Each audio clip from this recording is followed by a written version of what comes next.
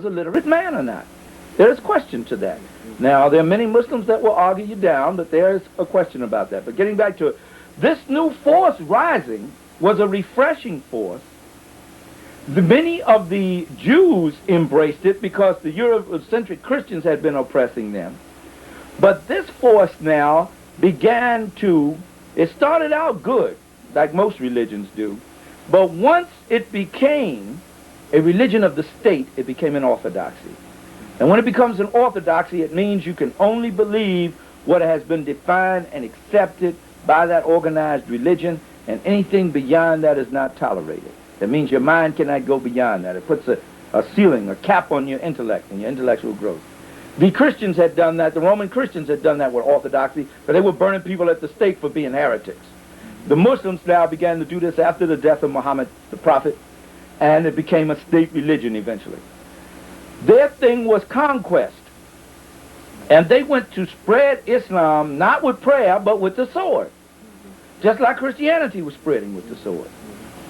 And they attacked the African Christians next door to them at Aksum, and then they went on and attacked in Egypt, and they went on to attack in other places. And these Africans, in trying to fight off these Arab attackers, began to call upon the Byzantine emperor to help them, saying, we are Christian brothers after all.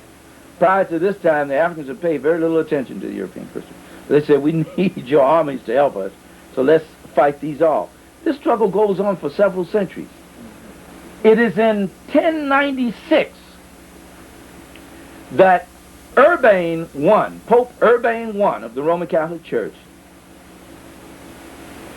is invited by the Byzantine emperor to come help them fight the Muslims, because the Muslims is kicking everybody's butt.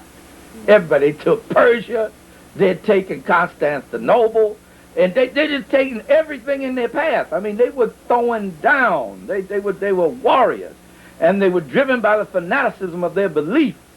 You know, you tell a man that if he dies in battle, and that every battle is a jihad and a holy war, if he dies, he's going to get 70 jet black versions, he going to fight hard. So this is a very difficult thing to combat. I mean, it's a psychology like this. So they psyched up, man, when they go into battle. When they go into battle, Allahu Akbar, man, that was a hard thing to reckon with. Plus, the Christians were not as skilled as them.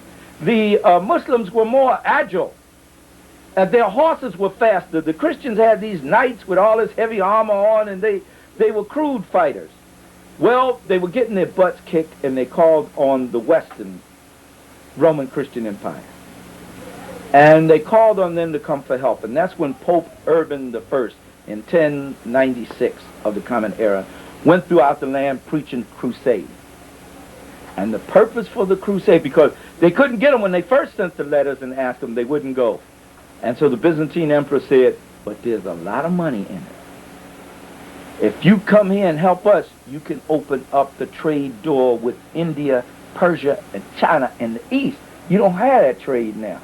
And you're all over there dying from all kind of sickness and diseases, and all the medicines you have are over here in the East. Y'all need, your food is spoiled and all the things you need to preserve your food and to give spice to your food, so you're eating maggots every day. They were. The meat was going bad, and they were eating maggots and worms every day. Said, all you need to stop that is right here in the East, and we've been controlling it, but we're going to let you have some if you come in here and help us get these Muslims off our back. So Pope Urban went throughout the land preaching crusade. That was the first crusade in 1096. And that was the beginning of going to Palestine, because the Muslims controlled Palestine at that time. And they had built the mosque to Abraham and things to Hagar and all that stuff there, and to Ishmael. Then the European Christians come in and decide that they are going to make this a holy land for them, and they start building their little churches at what they say is where Jesus was born. Now listen to this. This is in 1096. Jesus is born somewhere between, who knows, 4 to 10 BCE. It's about 6 to 10 years off. We don't know exactly when it was. So this is what, over 1,000 years later, almost 1,100 years later, that they are now going to a place they have not been for millennia and start picking out landmarks and calling them and saying, this is where Jesus did this, we're going to build a church here, and he did this here, we're going to build a church there, this is where Abraham went, we're going to build a church here. This was also at the same time that they began to sell splinters from the cross that Jesus was crucified on. They sold so many splinters from the cross that they say Jesus was crucified on, it could have sunk 10 ships. That's how many splinters they sold. They even went so far as they were selling hair from the head of Peter. They were selling nipples from the bottle that Jesus was suckled on. Nobody suckled a child with a bottle in those days. Not in Israel. They suckled from the breast of the woman. They sold so many foreskins from the head of his penis that was supposed to have been found there at the Temple of Jerusalem. There was no Temple of Jerusalem. It happened, the Romans had rebuilt the city and called it Capitolina something, I forget now. Anatolia Capitolina, I believe it was called. Anatole Capitolina.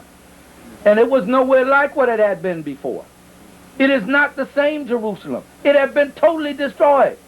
You couldn't find that stuff there. They didn't have the sophisticated archaeologists you have today who could go excavating that stuff. They didn't have that. They didn't have that kind of knowledge.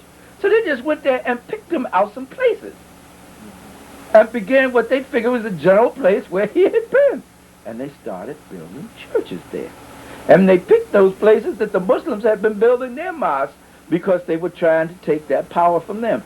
Keep in mind, they used the religion as a force to motivate the people, but the objective was economic and for political control. And that's how all this thing about the Holy Land and all this imagery of white people, Eurocentric imagery, you will find when you go there today in these various churches in Bethlehem and in different places there.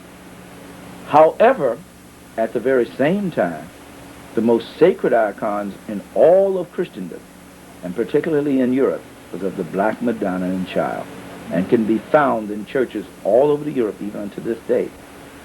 The head of Christendom, of Roman Catholic Christendom, the Pope himself, John Paul II, when he goes to bed at night, prays to the image of a black woman and child, whom they call Mary and Jesus, Black Madonna and Child, and when he wakes up in the morning, the first thing he does is pray to this image of this black woman and child.